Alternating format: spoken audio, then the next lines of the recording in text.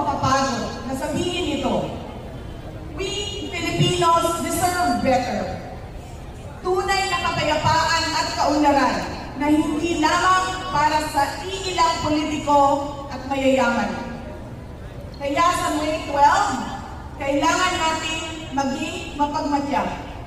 May mga ulat at bulong-bulungan na may mga kumikilos na sa iba't ibang parte ng ating bansa. Mga pagala na maaaring nagsisimula na ang malawakang dayaan sa halalan ng alyansa. Ang binuong alyansa ay isang mapanganib na pagsasaling puwersa ng isang administrasyong walang kakayahan, mga elitistang liberal, at mga tinaguriang makabayan na ang tunay na hangarin ay manatiling mahirap ang taong bayan.